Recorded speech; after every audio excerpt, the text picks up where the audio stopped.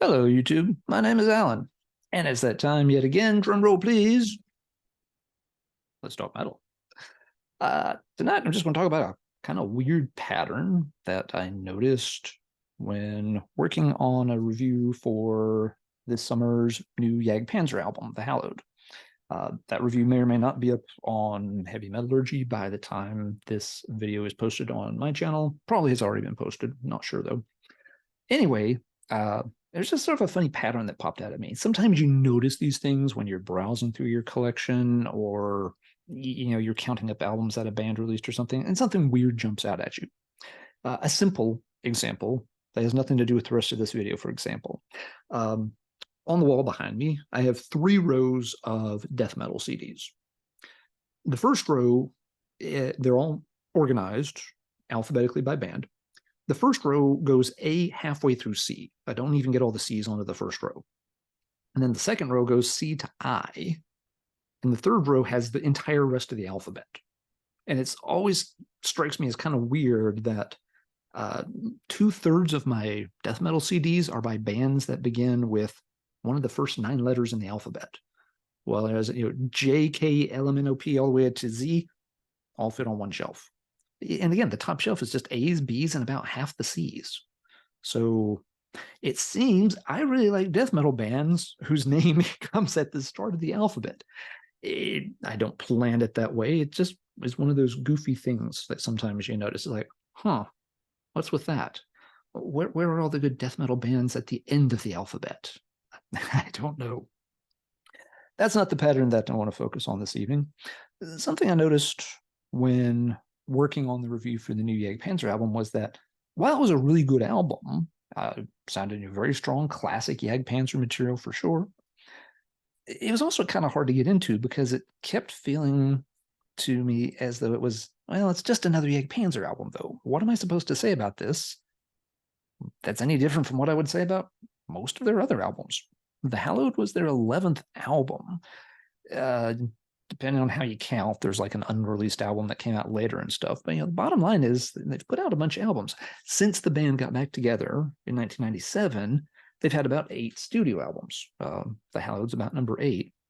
And it really does feel at this point like there's a lot of Panzer albums that are, a bit interchangeable at times. And how many of those does the average heavy metal fan need? And that's going to be an important point for tonight's discussion. We're talking about the average heavy metal fan here. Obviously, there are Panzer fans out there who are going to get every single album by Panzer, and they're probably going to love most of them, if not all of them. I want to say most because Dissident Alliance is technically part of their discography. That can be a tough one to love for anyone, no matter how diehard a Panzer fan you are. But yeah, they've done 8 albums since the comeback in the late 90s, and it kind of just, to me, feels like, how many more Panzer albums do I need when they're all kind of cut from the same cloth? I don't really have a problem with any of the albums.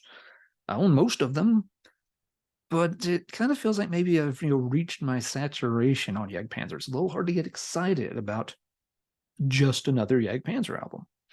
Yeah, and I mentioned in the review, bands like Panzer that are very consistent, they can get into this real, catch-22 situation. If they make an album that's radically different from the rest of their catalog, fans are outraged and thrown for a loop, and oh, this doesn't sound like Panzer at all, and they don't like it. But if they just kind of keep making a very similar album time after time after time, anyone who's not one of those, absolute diehard fans, probably gets a little bored with the band over time and moves on. And that's what I'm focusing on tonight. Is it seems like maybe there's a little bit of a pattern where the average fan of a band might get a little bored with them and kind of start moving on, paying less attention to their albums as they keep coming out. The Panzer one, again, just struck me as interesting. So I looked into the discographies for several other bands, and it seems like maybe there's something to this, at least for me. I'm going to be interested to see if people agree with this idea I'm kind of throwing out here. Maybe it's just me and nobody else has this issue. But it seems like right around that 7th album or so, is where it starts to feel like maybe we've had enough of the band. And that again, if you were just to survey 100 heavy metal fans and say, how many albums do you own by this band? How many do you actually, have physical copies of? Not just that you downloaded for free or something, not that you've heard. But how many do you feel like you actually need to own? And I'm wondering if the number is often somewhere around 7. Let's show some examples. So I'm going to work with some bands that are bigger than Jagdpanzer, bands that much, a lot more heavy metal fans are more likely to know and know a lot of their catalog. First one's another band that tends to be very consistent over time. And whether you call them heavy metal or hard rock, I don't really care. The point's the same. I'm talking about AC/DC. AC/DC's catalog's a little complicated because, you have those early couple of albums that were only released in Australia and other territories at first, didn't get pressed in the US until later. But yeah, you work through the catalog, you've got 6 Bon Scott albums, which most people really love that material all the way through up, to Highway to Hell. Then you have, Back in Black, which of course one of the best-selling albums of all time. After this point, it seems like interest in AC/DC maybe drops off some. There are certainly people who like some of the 80s albums, Fly on the Wall and Flick of the Switch and such. But those albums are not held in that same high esteem overall by, again, we're talking like if you're sampling, 100 or 200 metal fans. We're not talking about, just 1 or 2 people's individual tastes. I really do wonder for, a lot of folks, how many AC/DC albums do they actually go out and own, pick up and, buy physical copies of past Back in Black? How many people feel the need to have all the 80s albums and 90s albums and stuff? I'm not saying those later albums are bad. I'm not saying that nobody has any of them. I'm just saying that, it seems like everyone's just kind of like, well, maybe I have enough AC/DC at this point. Maybe I don't need to get, for those about to rock and Fly on the Wall and such. And I think, for a lot of people, there's probably certain albums that come out later from these types of bands that we might latch onto an album here or an album there. For example, I like the Razor's Edge. It's one that came out when I was in high school, so there's a sentimental attachment to that one. But anything after that, there's really not.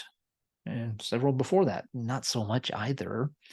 So yeah, by the time I have, the 6 Bon Scott albums plus Back in Black, I pretty much feel like, I've got my saturation of AC/DC. I don't need to necessarily check out all those other studio albums. I've got some of them on digital copies. I've owned a couple of them here and there, but they don't really have that same impact. Let's talk about another band that's very consistent in the same way, and more of a true metal band this time, Motorhead. Motorhead's early discography is also a little complicated when you're trying to count the albums because you have like On Parole, which should have come out earlier and was shelved and then came out later. But bottom line, you go through several albums, Overkill, Bomber, that again, the average metal fan will be like, yeah, those are classics. Those are, yes, Motorhead, Lemmy, yeah, throw up the horns and all that. You get up through Ace of Spades. Again, most folks want to recognize this as a classic. And then you get Iron Fist. And you're on album number 6 here. And already people are kind of like, kind of just sounds a bit like songs they've done before. So personally, I like the Iron Fist album, but I can't argue with that critique of it. Yeah, there's we're kind of maybe starting to tread water here a little bit. Iron Fist doesn't really get as much love as everything that came before it. Yeah. And after this, they changed. Now, again, there are maybe reasons that people sort of lose touch with bands at different points. Motorhead has lineup changes. There's a label change. Orgasmatron has a very different sound to it. And there's nothing wrong with Orgasmatron. I like the album. But do people really put it on par with those early albums? How many of the average metal fans feel like they've got to have Orgasmatron on the shelf right next to Overkill and Bomber and Ace of Spades? I'm guessing the number is relatively low. And again, there may be certain Motorhead albums later on that a lot of people will latch onto. 1916 has always been held in pretty high regard by a lot of folks. Sacrifice. I don't have a copy of Sacrifice, but a lot of folks, I think really latched onto that album. It got a big push promotion wise, and good album. I've got Inferno, a much later one. I just happened to like several of the songs on this one. But here again, it's kind of picking and choosing amongst the catalogs. Like, well, I don't really need that one. I don't think I need those two. I certainly don't need that one. Oh, but yeah, okay, Inferno. I'll take a copy of Inferno. It kind of feels like by the time you get around Iron Fist or maybe Orgasmatron, which again, albums 6 and 7, that's where you start to reach saturation. Rock and Roll was album number 8. I kind of like Rock and Roll. A lot of people are kind of down on Rock and Roll. So, the album. So once again, it feels like somewhere there around that 7th album point is where people kind of feel like, well, we love Lemmy, we love Motorhead, but do we need to have every single Motorhead album? Nah, not really. I need to have like these 6 or 7 Motorhead albums, maybe 8 if there's one that came out later on. But wait, there's more examples of this phenomenon too.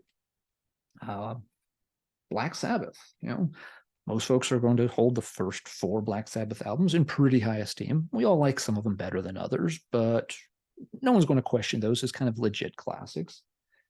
Then you get to the back 4 of the Ozzy years. While a lot of people like Sabbath, Bloody Sabbath, there are some people that feel like the band was starting maybe to get a little too artsy, and some of the songs aren't as heavy. They're getting a little more proggy, which for some folks is not what they want in Black Sabbath. Sabotage, album number 6, still overall gets a very good reputation. A lot of folks will cite this one as their favorite of the Ozzy albums. So we're doing good up to album 6. And then, of course, right around album 7, how many of the average metal fan feels like they really need these 2 Sabbath albums on the shelf? Relatively few. Both albums have their fans for sure. I'm not, trashing the albums. I'm just saying, I think a lot of people feel like, yeah, I've got those first 6 albums and they're great. Do I really need these 2? Don't know if a lot of folks do. The only reason I have these 2 is, they came in the black boxed set. So otherwise, I would not own either of these. I'd own the first 6. Sabbath's catalog is a little complicated because then, of course, you go through different eras. You have some big lineup changes. So you get to the Dio part of the catalog. And yeah, I think a lot of people would jump back on and maybe add the 2 Dio albums. So 6 Ozzy albums, 2 Dio albums. Now we're at about 8. But after that, once again, it gets kind of hit or miss. For people who aren't really into Sabbath, do they like the Ian Gillan album, Born Again? Some do, some don't. I've always been a little on the fence on that album. There are times I listen to it and I get into it, and times I listen to it and I don't. A lot of people still to this day haven't checked out much of the Tony Martin era. There's some good music in there, but are those the essential albums people feel like they need to own? Not necessarily. Even Dehumanizer, which had Dio come back, is an album a lot of people are like, well, kind of cool, but is it essential? Is it classic? Is it one that they must buy a physical copy of for their Black Sabbath CD shelf? For some folks, yeah. For some, not. Once again, it feels like there's about 6 to 8 albums there that most folks would be like, yes, that's essential. And after that, it's kind of starts to get really hit or miss. Let's talk Iron Maiden. Iron Maiden fits this pattern, I think, beautifully. You have a great run of albums up through Seventh Son of a Seventh Son, their 7th album. After that, you start having problems in the band, tensions. A couple albums, that have some good songs but are a little bit lackluster too. There are, of course, tons of Maiden fans who love almost everything they've done and are really into the new stuff. That's great. No problem with that at all. If you went out and just surveyed, 100 heavy metal fans, though, and you asked them, how many Iron Maiden albums do you own physical copies of? First 7 albums, you're going to hear a lot of, yep, I have all those. And after that, you're going to start getting a much higher percentage of, no, I don't have no Prayer for the Dying. I bought Fear of the Dark when it came out, but I got rid of that long ago. X Factor, yeah, has its fans. Not a bad album, but how many people really feel the need to own it? Virtual 11, oof. You thought Dissident Alliance was a hard album to love. Iron Maiden for me, has a couple of albums later on. I like Brave New World, though I admit I don't play it hardly ever. I like Dance of Death, but I kind of warmed up to that album, relatively recently. And after that, not so much. So, once again, does the average heavy metal fan feel the need to own more than about 7 or so Iron Maiden albums? I'm not sure. My hypothesis today is maybe not. Let's do 2 more examples, just trying to make a case here for something that may or may not exist. You have Manowar. People love those first 4 Manowar albums up, through these 2. Most people consider that, essential stuff. And with Manowar, people start to drop off around albums 5, and a lot more people start to drop off by album 6. So, there are definitely fans who will stick to these 2. But after this point, going into album number 7, that's where, a lot of people are like, nope, I've got all the Manowar I need. Not interested in Triumph of Steel. Don't care about much other stuff. Granted, Manowar hasn't put out a ton of more albums past this point. They have, I'm thinking 4, 1, 2, 3. Yeah, I'm thinking there's only maybe 4 studio albums after this point. So it's not as deep a catalog as some of the others, but once again, it's right there around album 6. People feel like they've kind of hit their limit. Just don't need any more Manowar, not interested anymore. Last example, another one of the sort of giants. I tried to stick again to bigger bands people would know that have deep catalogs. This isn't going to work for a band that has 3 albums in their catalog. Judas Priest.